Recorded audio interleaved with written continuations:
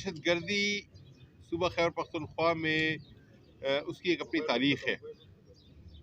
साल 2021 के आखिर से लेके 2022 पूरा जो है वो दहशत गर्दी की जो लहर थी उसमें इजाफा देखा गया और हुकूमत ने फैसला किया है और उसमें मैं ये आपको ज़रूर बताना चाहूँगा कि चाहे वो वफाकी हुकूमत हो या सूबाई हुकूमत हो, मौक़िफ़ दोनों का यकसा है। इसमें फ़ौज की, पुलिस की या किसी कानून नाफिज करने वाले इदारे की कोई तफरीक नहीं है। तमाम की एक सिनर्जी है और इस सिनर्जी के साथ दहशत गर्दी के ख़िलाफ़ जो इक़दामात ज़रूरी हैं वो भी उठाए जाएंगे। इसमें कुछ बैनुल अक़वामी या इलाकाई मामलात हैं जिसको हमारे फ़ॉरेन ऑफिस देखेगा। कुछ सॉफ्ट अप्रोचेस हैं, रिफॉर्म्स हैं, सोसाइटी के अंदर इश्यूज हैं, सोसाइटी के अंदर जो तफरीक है उसको दूर करने के लिए सॉफ्ट अप्रोच जो है उसका भी इस्तेमाल किया जाएगा। और जहां ताकत का इस्तेमाल करने की ज़रूरत हुई तो हम सब एक हैं, एक साथ हैं, एक ही जिम्मेदारी है, एक ही पाकिस्तान की आवाम के तहफ़्फ़ुज़ के लिए हमने कसम खाई है, हलफ उठाया है और इंशाल्लाह हम एक साथ रहेंगे। इसमें कुछ IBOs हैं, इंटेलिजेंस बेस्ड ऑपरेशन, वो भी किए जाएंगे। कुछ इलाकों को सैनिटाइजेशन ऑपरेशन के ज़रिए क्लियर किया जाएगा। कुछ इलाकों में जहां प्रोक्लेम्ड ऑफेंडर्स हैं, जहां इश्तिहारी हैं, कुछ क्रिमिनल एलिमेंट्स हैं जो कि दहशतगर्दों के साथ मिल गए हैं, उन तमाम क्रिमिनल एलिमेंट्स का भी खात्मा किया जाएगा।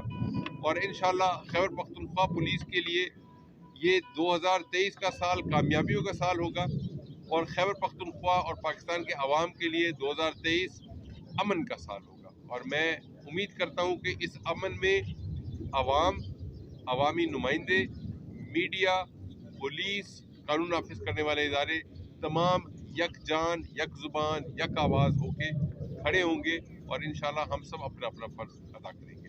धमकियाँ आजकल कोई बड़ी बात नहीं है, हर आदमी को, मुझे, आपको, हम सबको आती हैं। अखबार में भी बहुत सारे रोज़ाना सुबह से शाम तक आती हैं चीज़ें कि फ़लाने को। अगर ये हम धमकियों पे अमल करने लगे तो फिर मेरे ख्याल है पाकिस्तान हम बंद कर दें। हम धमकियों से डरने वाले नहीं हैं, खड़े हैं, खड़े रहेंगे। जान अल्लाह ताला ने एक वक्त लिखा हुआ है जब तक हमने रहना है दुनिया में और उसके बाद फिर जाना है, सब ने एक दिन जाना है। तो हम धमकियों से न डरें, अपना फ़र्ज़ अंजाम दें, अल्लाह ताला के ऊपर भरोसा रखें, इंशाल्लाह पाकिस्तान और पाकिस्तानी कामयाब रहेंगे। साहब, लास्ट क्वेश्चन ये है कि ये बताया जा रहा है कि जो दहशतगर्द जदीद हथियार इस्तेमाल कर रहे हैं, तो दूसरी जानब ये भी कहा जा रहा है कि आप पुलिस के पास या सिक्योरिटी के पास इस किस्म के जदीद हथियार नहीं हैं। तो इस हवाले से आप क्या कहेंगे कि हथियारों के हवाले से कंफर्म हो, क्या ये अफगानिस्तान वाले ही वो इस्तेमाल हो रहा है पुलिस के खिलाफ यहाँ पर? बहुत अच्छा सवाल है। ये एक एरिया ऑफ कंसर्न है हमारे लिए। पिछली कुछ कार्रवाइयों में मर्दान, डेरा इस्माइल खान, बन्नू, लकी मरवत, टांग, तमाम जगहों पे थर्मल साइट्स के जो वेपन्स हैं वो इस्तेमाल हुए हैं। थर्मल साइट्स का मतलब ये है कि जिस जिस्म से गर्मी निकलती है रात के अंधेरे में, उस गर्मी की मदद से उसके वजूद का एक फिगर बन जाता है और उसकी वजह से टारगेट हो जाते हैं। ये तमाम हथियार, हमारा अंदेशा है कि अफ़गानिस्तान से लाए गए हैं। ये वो हथियार हैं जो शायद नेटो फोर्सेस जब गई हैं तो दहशतगर्दों के हाथ में लग गए हैं, उसमें कुछ TTP के लोग भी मौजूद हैं। इस तरह की जो टेक्नोलॉजी है खैबर पख्तूनख्वा पुलिस के लिए हुकूमत ने अभी चंद दिन पहले एक बहुत बड़ी मीटिंग हुई, कोर कमांडर और चीफ मिनिस्टर खैबर पख्तूनख्वा ने पेशावर में मीटिंग की और फैसला भी लिया गया उसमें और इसकी सप्लाई जो है इंशाल्लाह इसी हफ्ते शुरू हो जाएगी और हमारे साउथ के डिस्ट्रिक्ट्स में यही थर्मल साइट्स वाले वेपन जो है हम अपने लोगों को भी देंगे और इंशाल्लाह दहशतगर्दों के साथ मैचिंग के असला के साथ मुकाबला करेंगे, शिकस्त देंगे और खैबर पख्तूनख्वा के अवाम को हम फतह से हमकिनार करेंगे। सर, गुज़िश्ता दिनों इस्लामाबाद में एक वाक़या हुआ तो फौरी तौर पे ये मरकज़ की तरफ से ये स्टेटमेंट आई कि केपी से दहशतगर्द दाखिल हुए, तो क्या ये हमारी पुलिस के अदम एतमाद ज़ाहिर कर रहे हैं या नहीं, कोई और वजह? ये अदम एतमाद की बात नहीं है। देखिए, बात ये है कि खैबर पख्तूनख्वा, और जब आप खैबर पख्तूनख्वा से पूछते हैं तो वो अफगानिस्तान की तरफ इशारा करते हैं। ये एक सिलसिला है, कुछ अनगवर्नड स्पेसेस हैं, ख़ास तौर से हमारे बॉर्डर के दूसरी तरफ अनगवर्नड स्पेसेस हैं।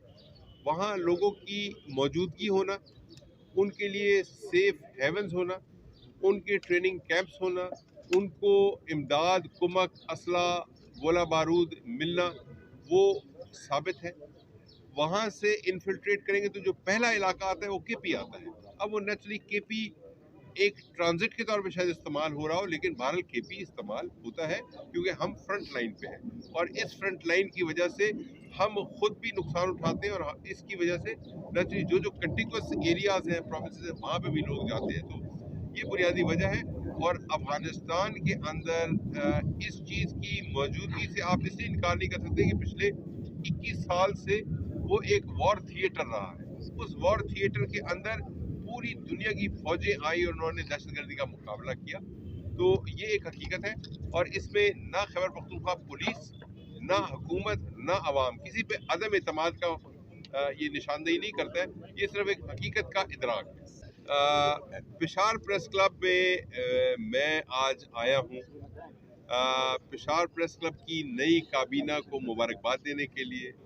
हमारे जो नए सदर हैं अरशद अजीज मलिक साहब, और उनके साथ तमाम सीनियर वाइस प्रेसिडेंट और जो general secretary, finance secretary, governing body के मेंबरान, इंफॉर्मेशन सेक्रेटरी, तमाम को मुबारकबाद देने के लिए, इस उम्मीद का इजहार करते हुए कि ये साल प्रेस क्लब के लिए, प्रेस क्लब के तमाम मेंबरान के लिए, और प्रेस क्लब के ताबुन से खैबर पख्तूनख्वा पुलिस के लिए अच्छा साल साबित होगा।